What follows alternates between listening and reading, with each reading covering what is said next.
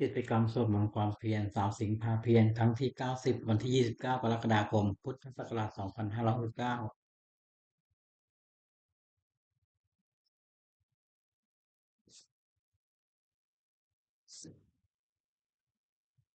นัดนี้เป็นครั้งที่90ตรงกับวันที่29กรกฎาคมพุทธศักราช2569ข้าพเจ้านายสุวรรณธีรมกรเขาเป็นวาจาสอนให้พุทธมนต์และสอนให้ธรรมถวายเป็นพุทธบูชาธรรมบูชาสังฆบูชาและเป็นอาจาริยบูชาแด่องค์หลวงปู่ทวดและหลวงปู่ศิลาขอเทพเทวดาเจ้าทั้งหลายโปรดจงมาอนุโมทนาในการสวดแสดงของข้าพเจ้านี้ขออนุภาพคุณพระรัตนตรัยครูบาอาจารย์และเทพเทวดาทั้งหลาย โปรดจงบันดาลให้จิตของข้าพเจ้าเป็นสมาธิอันควรแก่การสวดสาธยายบนต่อไปอะระหังสัมมาสัมพุทโธภควาพุทธังภควันตังอภิวาเทมิสวากขาโตภควตาธัมโมธัมมังนัมสสามิสุปฏิปันโนภควโตสาวกสังโฆสังฆังนามามิ บทสวดชุมนุมเทวดาสมันตาจักรวาเลสุอัตตาราคัจฉันตุเทวตาตัตธัมมังมุนิราชสสาสุนันตุสาขโมกขังตัสเกกาเมจารุเปกิริติคารตเตจันตลิเกวิมาเนทีเปรเทจักขาเมตรุวนาคาเนเกอวัตุมิเกเตภูมมาจยันตุเทวาชรถารวิสเมยากขันทัพพนาคา ติทันตาสันติเกยังมุนิวารวจนังสาตโวเมสุนันโตธรรมัสสวนกาโลอายัมพัทันตาธรรมัสสวนกาโลอายัมพัทันตาธรรมัสสวนกาโลอายัมพัทันตาบทสวดธรรมการสิทธิคาถานะโมตัสสะปะคะวะโตอะระหะโตสัมมาสัมพุทธัสสะนะโมตัสสะปะคะวะโตอะระหะโตสัมมาสัมพุทธัสสะ นะโมตัสสะภะคะวะโตอะระหะโตสัมมาสัมพุทธัสสะบทสวดสัจจกริยคาถานาติเมสรนังอัญญังพุตโตเมสรนังวรังเอเตนะสาจวาเชนะโสติเมวตุสัพพทานาติเมสรนังอัญญังธัมโมเมสรนังวรังเอเตนะสาจวาเชนะโสติเมวตุสัพพทานาติเมสรนังอัญญังสังโฆเมสรนังวรังเอเตนะสาจวาเชนะโสติเมวตุสัพพทา บทสวดมหาสมัยสูตรเอวัมเมสุตังเอกังสมยังมะคะวาสาเกสุวิหารติกปิรวาตุสมิงมหาวเนมาตาภิกขุสังเคนะสัตติปัญจมัตเตหิภิกขุสเตหิสัพเพวะอรหันเตหิตตหิจโลกธาตุหิเทวตาเยปุยเยนะสันนิปติตาโหติปะคะวันตังทัตนายาภิกขุสังขันจะตะโพจตุนังพุทธาวาตกายกานังเทวานังเอตตะโหติยังโหปะคะวาสาเกสุวิหารติกปิรวาตุสมิง มหาวเนมหาตาภิกขุสังเกนะสัตถิงปัญจมัตเตหิภิกขุสเตหิสัพเพวะอรหันเตหิตตหิจโลกธาตุหิเทวตาเยปุยเยนะสันนิปติตาโหติภะคะวันตังทัตนายาภิกขุสังคันติยันนูนมยัมปิเยนะภะคะวะเตนุปสังกเมยามะอุปสังกมิตวาภะคะวะโตสันติเกปัจเจคาถาปาสยยามาติตะโคตาเทวตา เสยถาปีนามาภรวาปุริโสสามิตังวาปาหังปะกาเลยยปะตัตังวาปาหังสามิเชยเอวเมวสุทาวาเสสุเทเวสุอันตรายตาภะคะวะโตปุระโตปัตุรังสวตโคตาเทวตาภะคะวันตังอาภิวาเตตวะเอกมันตังอาตังสุเอกมันตังติตาโคเอกาเทวตาภะคะวะโตสันติเกมังคาตังอปาติมหาธรรมโยปวันติเทวกายาตมหตาธรรมไหมังธรรมะธรรมยังทักขิตาเยวาปราเยตุลังกันเตตะโคปรา เทวตาภควโตสันติเกบังกาทังอปาติตรพิกโวสมาทังตุติตังอัตโนอุจุกรรมกังสุสารทิวเนตานิเขตวายลิยานิรักขันติปันนิตาเตตะโพปราเทวตาภควโตสันติเกบังกาทังอปาติเจตวาขีรังเจตวาปริกังอินทกีรังโอหัจวะเมชาเตจรันติสุตาวิมราจากภูมิตาตุทันตาสุสูนาคาเตตะโพปราเทวตาภควโตสันติเกบังกาทังอปาติเยเกจิพุทธาวรังคตาเตนะเต กวิสันติปายภูมิปายามโนทังเสียนเทวกายังปริภูเรตันสีเดตโคปะกวาภิกขุอามันเตติเยปุยเยนะภิกขเวทสุโลกธาตุสุเทวตาสันนิปติตาโหติตระกตังทัตนายาภิกขุสังคันเยปิเตภิกขเวเหตุงติตมัสสานังอันโตสัมมาสัมพุทธาเตสัมปิปวันสานังเอตตาปรมาเยวเทวตาสันนิปติตา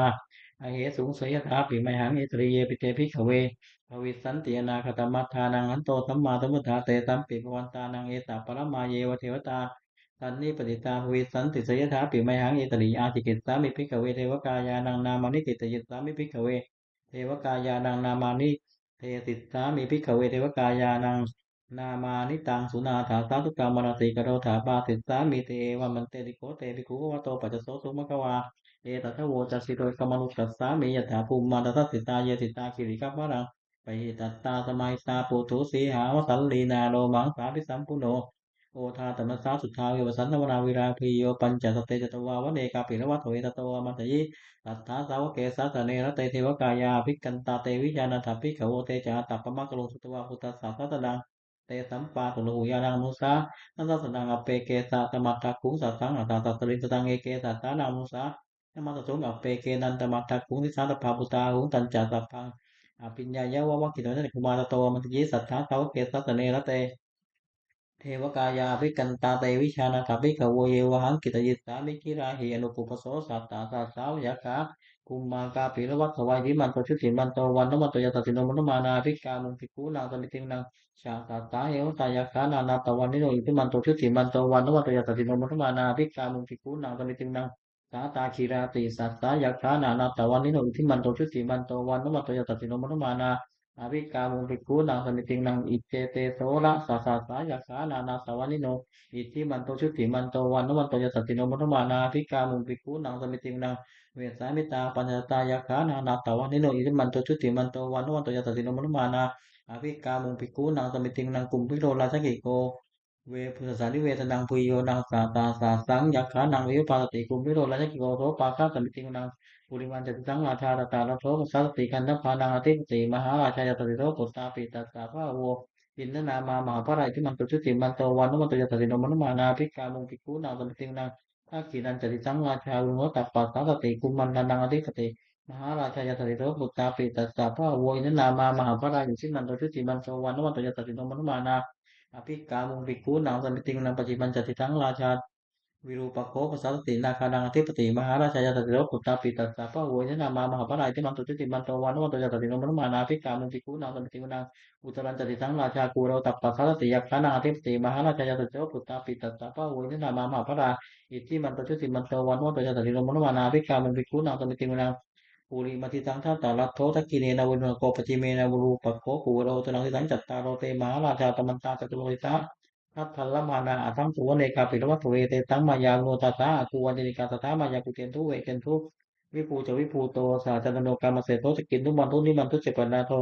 โอปมันเดจเทวทุตโตจะมาสริจิตตังเตโนจะกันทโกนะโอราชาชโนตโกอาคูปัญจสิโกเจวติมมรุสวัสสาเอเตจันเยจราชาโนกันทภาสาราชุติโมนมานาภิกามุภิกขุนางสมิตินังอาทาคูนาภาษานาคาเวสาราธาตัตกะกัมภรตาคูปยาคาตายติปิยามุนาทัตตาลัตถะจากคุณาคายติโน เอราวันโนมานาโคโสปักขัสสมิติมุนังเยนะคาราเทสาสารันติทิปาจิยาปักขีวิทุจจักขุเวหายสาเตวนวัจปัตตาจิตาอุสุปนัยติเตสนามังอภยันตทานาคาราชานามาสิสุปนโตเกมกาสิปุตโต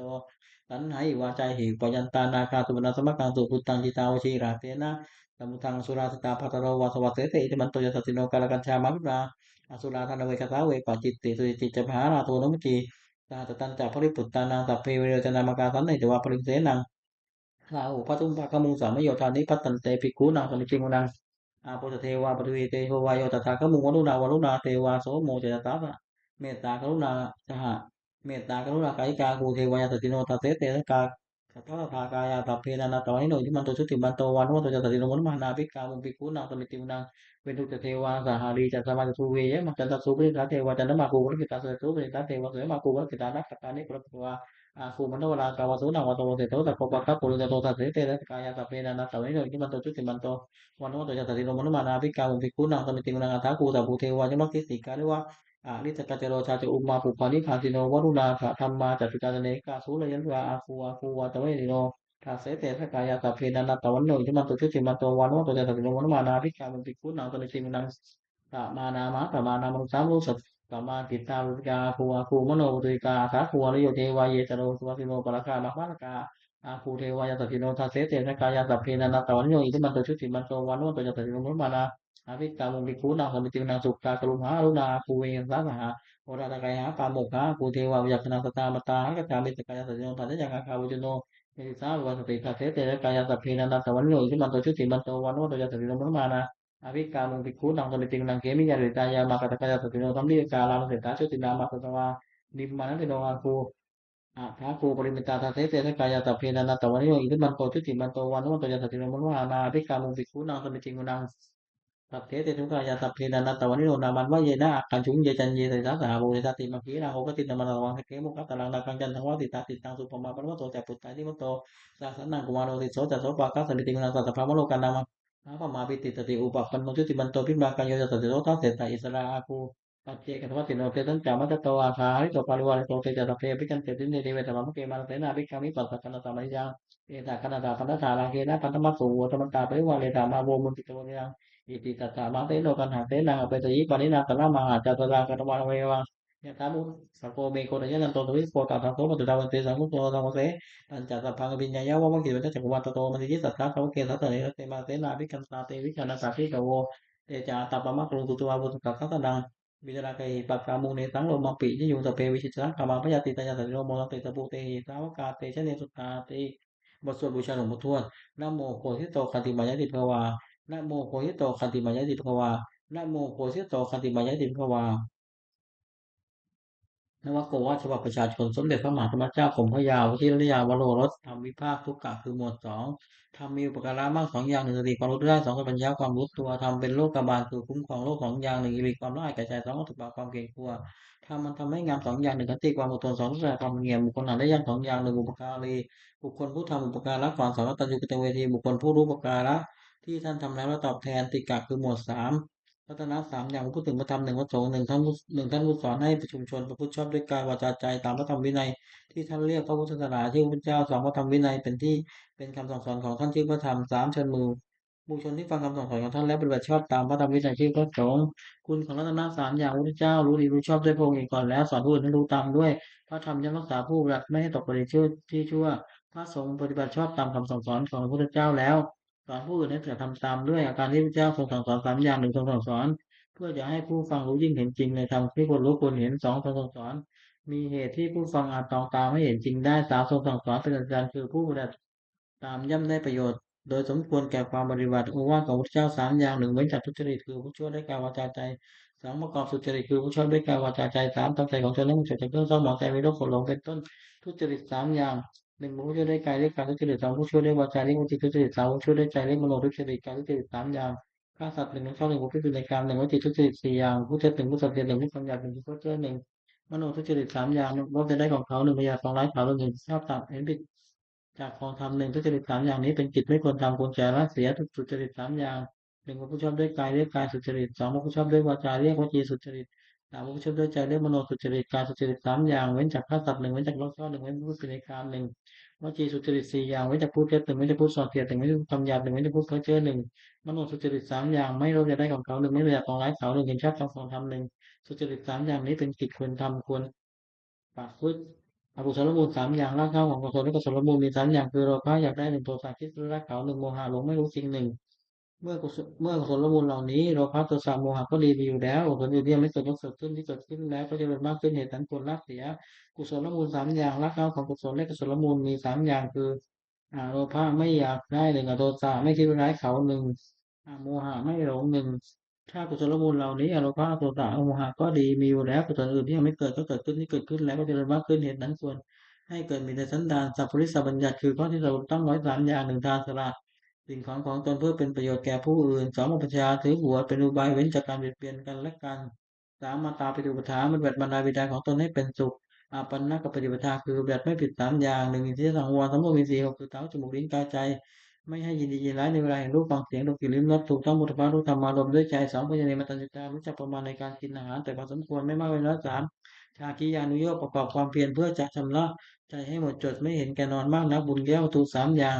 สิ่งที่เป็นที่ตั้งแห่งการเป็นบุญเรียกบุญแก้วถูกโดยย่อมมีสามอย่างหนึ่งทำลายบุญสำเร็จด้วยการประจานทานสองคือทำลายบุญสำเร็จด้วยการรักษาศีลสามภาวนาบุญสำเร็จด้วยการเจริญภาวนาสามลักษณะสามอย่างลักษณะที่เสมอกันแก่สังขารทั้งปวงเรียกว่าสามลักษณะไตรลักษณ์ก็เรียก แยกเป็นสามอย่างหนึ่งอนิจจตาความเป็นของไม่เที่ยงสองทุกตาความเป็นทุกข์สามอนัตตาความเป็นของไม่ใช่ตนจตุกะคือหมวดสี่วุฒิคือทำเป็นเครื่องเจริญสี่อย่างหนึ่งสัพพุริสังเสวะครบท่านผู้ประพฤติชอบด้วยกายวาจาใจที่เรียกว่าสัตตบุรุษสองสัตธรรมมัตตวนะฟังธรรมคำสอนของท่านโดยเคารพสามเดียวนี้ โสมนสิการติตรองให้รู้จักสิ่งที่ดีหรือชั่วโดยอุบายที่ชอบสี่ธรรมานุธรรมปฏิปติประพฤติธรรมสมควรแก่ธรรมซึ่งไตรตรองเห็นแล้วจักสี่หนึ่งรูปเทศะวาสาอยู่ในเพศสมควรสองสัพพุริสุปัญญาของสัตบุตรสามอัตตสัมมาวันนี้ที่ตั้งตนไม่ชอบสี่บุพเพกตปุญญาตาความเป็นผู้ได้ทำความดีไว้ในปางก่อนทำสี่อย่างนี้ดูแล้วลดในสู่ความเจริญอคติสี่หนึ่งลำเลียงเพราะรักใคร่กันเรียกฉันทคติสอง ลำเอียงเพราะไม่ชอบการเรียกโทสะคติสามลำเอียงเพราะเขาเรียกโมหคติสี่ลำเอียงเพราะกลัวเรียกพยาคติอคติสี่ประการนี้ไม่ควรประพฤติอันตรายของพิสุทธิสามเณรผู้บวชใหม่สี่อย่างหนึ่งอดทนต่อคำสั่งสอนไม่ได้คือบวชต่อคำสอนที่จะทำตามสองเป็นคนเห็นแก่ปากท้องจงความอดอยากไม่ได้สามเพื่อทนในการลงทุนในการอยากได้สุขยิ่งไปสี่รักผู้หญิงภิกษุสามเณรผู้หวังความเจริญแก่ตนควรระวังอย่าให้อันตรายสี่อย่างนี้ย่อมมีได้ประธานคือความเพียรสี่อย่างหนึ่งสังวรประธานเพียรระวัง ไม่ให้บาปเกิดขึ้นในสันดานสองมหาประธานเป็นพระบาปที่เกิดขึ้นแล้วตามประธานเพียงให้กุศลที่เกิดขึ้นในสันดานสี่อนุรักษประธานเพียงรักษากุศลที่เกิดขึ้นแล้วไม่ให้เสื่อมความเพียรสี่อย่างนี้เป็นความเพียรชอบประกอบไว้มีในตนอธิษฐานนำมือทำที่คนตั้งไว้ในใจสี่อย่างหนึ่งปัญญารับรู้ถึงคนรอบรู้ความปัจจัยความจริงใจคือวุฒิสินใดก็ให้ได้ยินสาม ยาฆ่าสละสิ่งที่เป็นข้าศึกแก่ความจริงใจสี่อุปสมะสงบใจจากสิ่งที่เป็นข้าศึกแก่ความสงบอิทธิบาทคือคุณเครื่องให้สำเร็จความประสงค์สี่อย่างหนึ่งฉันทะพอใจและใคร่ในสิ่งนั้นสองวิริยะเพียรประกอบสิ่งนั้นสามจิตตะเอาใจกับใฝ่สิ่งนั้นไม่วางทุระสี่วิมังสามันติดตามพิจารณาเหตุผลในสิ่งนั้นคุณสี่อย่างนี้มีบุญแล้วอาจชักนำบุคคลให้ถึงสิ่งที่ต้องประสงค์ซึ่งไม่เหลือวิสัยควรทำความไม่ประมาทในที่สี่สถาน หนึ่งในการละกายทุจริตพูดการสุจริตสองในการละวจีทุจริตประพฤติวจีสุจริตสามในการละมโนทุจริตประพฤติมโนสุจริตสี่ในการละความเห็นผิดทำความเห็นให้ถูกอีกอย่างหนึ่งระวังใจไม่กำหนัดเป็นอารมณ์เป็นตั้งความกำหนัดสองระวังใจไม่ขัดเคืองในอารมณ์เป็นตั้งความขัดเคืองสามระวังใจไม่หลงในอารมณ์เป็นตั้งความหลงสี่ระวังใจไม่มัวเมาในอารมณ์เป็นที่ตั้งความมัวเมาบริสุทธิ์ที่ศีลสี่หนึ่งปฏิโมกข์กับสังวรสำรวมในพระปฏิโมกข์เว้นข้อที่พระเจ้าห้ามทำตามข้อที่พระองค์อนุญาตสองอินทรีย์ของสำรวมอินทรีย์คือตาหูจมูกลิ้นกายใจไม่ยินดีร้ายไม่อะไรรูปความเสียงดมกลิ่นลิ้มรส ถูกต้องบุรพาทุธรรมอารมณ์ด้วยใจสามอาชีวะบริสุทธิ์ที่เลี้ยงชีวิตโดยทางที่ชอบไม่หลอกลวงเขาเลี้ยงชีวิตสี่ปัจจัยเวกนาพิจารณาเสียก่อนจึงมีพวกปัจจัยสี่คือจีวรบิณฑบาตเสนาสนะเภสัชไม่เป็นพวกด้วยตัณหาอารักขากรรมฐานสี่หนึ่งพุทธานุสติรสสุนของพระเจ้าที่มีในพระองค์และทรงเกื้อกูลแก่ผู้อื่นสองเมตตาแผ่ไมตรีจิตคิดจะให้สัตว์ทั้งปวงเป็นสุขทั่วหน้าสามสุภะพิจารณาร่างกายตนและผู้อื่นให้เห็นเป็นไม่งามสี่มรณสตินึกถึงความตายจะมีแก่ตนกรรมฐานสี่อย่างนี้ควรเจริญเป็นนิจ ผมวิหารสี่หนึ่งเมตตาความรักใคร่ปรารถนาจะให้เป็นสุขสองกรุณาความสงสารที่ช่วยพ้นทุกข์สามเมตตาความพอยินดีผู้อื่นได้ดีสี่เบิกขาความวางเฉยไม่ดีใจไม่เสียใจเมื่อผู้อื่นถึงความวิบัติสี่อย่างนี้เป็นเครื่องอยู่ของท่านผู้ใหญ่สติปัฏฐานสี่หนึ่งกายานุปัสสนาสังเวชนานุปัสสนาสามจิตานุปัสสนาสี่ธรรมานุปัสสนาสติกำหนดพิจารณากายเป็นอารมณ์ว่ากายนี้สักว่ากายไม่ใช่สัตว์บุคคลตัวตนเราของด้วยกายานุปัสสนาสติกำหนดพิจารณาเวทนาคือสุขทุกข์ และไม่ทุกข์ไม่สุขเป็นอารมณ์ว่าเวทนานี้สักว่าเวทนาไม่ใช่สัตว์บุคคลตัวตนเราเขาเรียกเวทนานุปัสสนาสติกำหนดพิจารณาใจที่เศร้าหมองหรือผ่องแผ้วเป็นอารมณ์ว่าใจนี้สักว่าใจไม่ใช่สัตว์บุคคล ตัวตนเราเขาเรียกจิตานุปัสสนาสติกำหนดพิจารณาธรรมที่เป็นกุศลและกุศลเรียกบังที่บังเกิดกับใจเป็นอารมณ์ว่าธรรมนี้ก็สักว่าธรรมไม่ใช่สัตว์บุคคลตัวตนเราเขาเรียกธรรมานุปัสสนาธาตุกรรมฐานสี่ธาตุสี่คือธาตุดินเรียกปฐวีธาตุน้ำเรียกอาโปธาตุธาตุไฟเรียกเตโชธาตุลมเรียกวายธาตุธาตุอันใดมีหนาเข้มแข็งธาตุนั้นเป็นปฐวีธาตุนั้นเป็นภายในคือผมขนเล็บฟันหนังเนื้อเอ็นกระดูกเยื่อในกระดูกม้ามหัวใจตับพังผืดไตปอดไส้ใหญ่ไส้น้อยอาหารใหม่อาหารเก่าธาตุมีลักษณะ อาบท่านั้นเป็นอาโปธาตุนั้นที่เป็นภายในคือดีเสลดหนองเลือดเหงื่อมันข้นน้ำตาเป็นมันน้ำลายน้ำมูกไขข้อมูดธาตุอันนี้นะร้อนธาตุนั้นเป็นเตโชธาตุนั้นที่เป็นภายในคือไฟที่ยังกายให้บุญไฟที่ยังกายให้สุดตรงไฟที่ยังกายให้โพลไฟไฟที่เผาผลาญอาหารให้ย่อยธาตุอันใดมีขนาดพัดไปพัดมาธาตุนั้นเป็นวายโยธาตุนั้นที่เป็นภายในคือลมพัดขึ้นบนลมลงต่ำลมในร้อนลมในไส้ลมพัดไปตามตัวลมหายใจความกำหนดพิจารณากายนี้ให้เห็นว่าเป็นแต่เพียงธาตุสี่คือดินน้ำไฟลมประชุมกันอยู่ไม่ใช่เราไม่ใช่ของเราเรียกว่าธาตุกรรมฐานอันนี้สัตว์สี่ หนึ่งทุกข์สองสมุทัยเกิดให้ทุกข์เกิดสามนิโรธความดับทุกข์สี่มรรคคือข้อปฏิบัติให้ถึงความดับทุกข์ความไม่สบายกายไม่สบายใจได้ชื่อว่าทุกข์เพราะเป็นของตนได้ยากตัณหาคือความทะยานอยากได้ชื่อว่าสมุทัยเพราะเป็นเหตุให้ทุกข์เกิดตัณหานั้นมีประเภทเป็นสามคือตัณหาความอยากในอารมณ์ที่น่ารักใครเรียกว่ากามตัณหาอย่างหนึ่งตัณหาความอยากเป็นนู่นเป็นนี่เรียกเพราะว่าตัณหาอย่างหนึ่งตัณหาความอยากไม่เป็นนู่นเป็นไม่เป็นนี่เรียกวิภาวะตัณหาอย่างหนึ่งความดับตัณหาได้สิ้นเชิงทุกข์ดับไปหมดได้ชื่อว่านิโรธเพราะเป็นความดับทุกข์ ปัญญาอันเห็นชอบว่าสิ่งนี้ทุกสิ่งนี้เหตุให้ทุกเกิดสิ่งนี้ทางให้ถึงความดับทุกข์ได้ชื่อว่ามรรคเพราะเป็นข้อเปได้ถึงความดับทุกข์มรรคนั้นมีองค์แปดประการคือปัญญาเห็นชอบหนึ่งสติชอบหนึ่งเกิดชอบหนึ่งทำการงานชอบหนึ่งนิจชีวิตชอบหนึ่งทำความเป็นชอบหนึ่งตั้งสติชอบหนึ่งตั้งใจชอบหนึ่ง ปัญจกะคือหมวดห้าอนันตริยกรรมห้าหนึ่งมาตุฆาตฆ่ามารดาสองปิตุฆาตฆ่าบิดาสามวันตะฆาตฆ่าพระอรหันต์สี่เลยอิทธิบาททำร้ายพระเจ้าอย่างถึงฆ่าโลหิตให้เจ้าขึ้นไปห้าสังฆเพศ อย่างทรงให้แตกจากกันกรรมห้าอย่างนี้เป็นบาปอันหนักสู่ทั้งสวรรค์ทั้งนิพพานตั้งอยู่ในฐานปาราชิกของผู้ถือพระพุทธศาสนาถ้าไม่ให้ทำเป็นเด็ดขาดอภินหาปฏิเวกห้าหนึ่งก็วินาศวันว่าเรามีความแก่เป็นธรรมดาไม่ล่วงพ้นความแก่ไปได้สองก็วินาศวันว่าเรามีความเจ็บเป็นธรรมดาไม่ล่วงพ้นความเจ็บไปได้สามก็วินาศวันว่าเรามีความตายเป็นธรรมดาไม่ล่วงพ้นความตายไปได้สี่ก็วินาศวันว่าเราจะต้องบัดพรากจากของรักของชอบใจทั้งสิ้นห้าก็วินาศวันว่าเรามีกรรมเป็นของตัวเราทำดีได้ดีช่วยได้ชั่วเวสาและธรรมคือทำความกล้าหาญห้าอย่าง หนึ่งศรัทธาเชื่อถึงเกิดเชื่อสองศีลแสกายวาจาใจเรียบร้อยสามบุตรจาความเป็นผู้ศึกษามากสี่วิริยารัมภะปรลบความเพียรห้าปัญญารอบรู้สิ่งที่ควรรอบรู้องค์แห่งภิกษุใหม่ห้าอย่างหนึ่งสำรวมในพระปฏิโมกข์เป็นข้อที่พระเจ้าห้ามทำตามข้อที่องค์ทรงอนุญาตสองคมนิทีคือระหว่างตาหูจมูกลิ้นกายใจไม่ดีแล้วครอบงำได้ในเวลาเห็นรูปด้วยตาเป็นต้นสามความเป็นคนไม่เอิกกระเลิกเฮฮาสี่ตั้งสี่อยู่ในเสนาสนะสงัด ห้ามีความเห็นชอบภิกษุใหม่ควรตั้งอยู่ในธรรมห้าอย่างนี้องค์แห่งธรรมถึกคือนักเทศน์ห้าอย่างหนึ่งแสดงธรรมไปโดยลำดับไม่ตัดรอนให้แก่ความสองเหตุผลแนะนำให้ความเข้าใจสามตั้งจิตเมตตาปรารถนาให้เป็นประโยชน์แก่ผู้ฟังสี่ไม่แสดงธรรมเพราะเห็นแก่ลาภห้าไม่แสดงธรรมกระทบตนและผู้อื่นคือว่าไม่ยกตนเสียดสีผู้อื่นภิกษุผู้ใดได้ธรรมถึกพึงตั้ง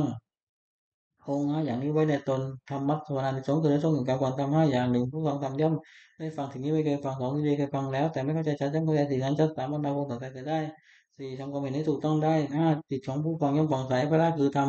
เป็นกำลังห้าอย่างหนึ่งศรัทธาความเชื่อสองเรื่องความเพียรสามสติความรู้ได้สี่สมาธิความตั้งใจมั่นห้าปัญญารอบรู้ อินทรีย์ห้าก็เรียกเป็นเพราะเป็นใหญ่ในจิตของตนนิวรณ์ห้าทำมันกั้นจิตใจไม่ให้รู้ความดีได้เรียกว่านิวรณ์มีห้าอย่างหนึ่งพอใจรักใคร่ในอารมณ์ที่ชอบใจมีรูปเป็นต้นเรียกกรรมฉันสองปองร้ายผู้อื่นเรียกพยาบาทสามความที่จิตเราถูกและเคิบเคิมเรียกถีนมิท่าสี่ฟุ้งซ่านและรำคาญเรียกอุทากจะกุกุจจะห้าลังเลไม่ตกลงได้เรียกวิจิกิจฉาขันธ์ห้ากายกับใจนี้แบ่งออกเป็นห้ากองเรียกว่าขันธ์ห้า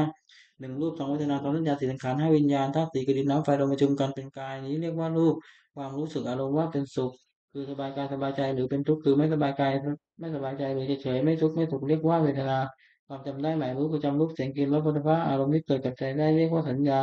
เจตสิกธรรมคืออารมณ์ที่เกิดกับใจเป็นส่วนดีเรียกว่าส่วนเป็นส่วนช่วยเรียกว่าส่วนเป็นส่วนกลางๆไม่ดีไม่ช่วยเรียกว่าปัญญากิจเรียกว่าสังขารความรู้อารมณ์ในเวลาเมื่อรูปกระทบตา เป็นต้นเรียกวิญญาณขันธ์ห้านี้เรียกนี้ย่อมเรียกว่านามรูปเวทนาสัญญาสังขารวิญญาณเข้ารวมเข้าเป็นนามรูปคงเป็นรูปสักกะคือหมวดหกคารวะหกอย่างความมุ่งฟุ้งในพระเจ้าหนึ่งในพระธรรมหนึ่งในพระสงฆ์หนึ่งในความศึกษาในความไม่ประมาทหนึ่งในปฏิสันฐานคือต้อนรับฟ้าสายหนึ่งภิกษุควรนำคารวะหกประการนี้สารานิธรรมหกอย่างธรรมที่เป็นที่ตั้งแห่งความให้ระลึกถึงเรียกว่าสารานิธรรมมีหกอย่างคือหนึ่งก็ไปตั้งใจในการประกอบด้วยเมตตาในเพื่อนที่สุดสำเร็จนักต่อหน้าแล้วหลังไปช่วยคนก่อนที่ธุระของเพื่อนกันด้วยการมีพยาบาลที่สุดใกล้เป็นต้นด้วยจิตเมตตาสองก็ไปตั้งวิธีการประกอบด้วยเมตตาในเพื่อนผู้สุดสำเร็จทั้งต่อหน้าและรับหลังคือช่วยคนกวายในกิจธุระของเพื่อนกันด้วยวาจาเช่นกล่าวสั่งสอนเป็นต้นด้วยจิตเมตตาสามก็ตั้งมโนกรรมประกอบด้วยเมตตาในเพื่อนที่สุดสำเร็จนักต่อหน้าและรับหลังคือคิดแต่สิ่งที่เป็นประโยชน์แก่เพื่อนกันแบ่งปันลาภผลที่ตนได้มาแล้วโดยชอบทำให้แก่เพื่อนที่สุดสำเร็จไม่หวงหวังโดยว่าเฉพาะผู้เดียว ห้ารักษาศีลบริสุทธิ์เสมอกันกับเพื่อนพิสุทธิ์สามเณรไม่ทำตนให้เป็นที่รังเกียจของผู้อื่นหกมีความเห็นร่วมกันกับภิกษุสามเณรไม่แวกกับใครๆเพราะมีความเห็นผิดกันตามหกอย่างนี้ทำผู้ประพฤติให้เป็นที่รักที่เคารพของผู้อื่นเป็นไปเพื่อความสงเคราะห์กันและกันเป็นไปเพื่อความไม่วิวาทกันและกันเป็นไปเพื่อความพร้อมเพรียงเป็นอันหนึ่งอันเดียวกันอายตนะ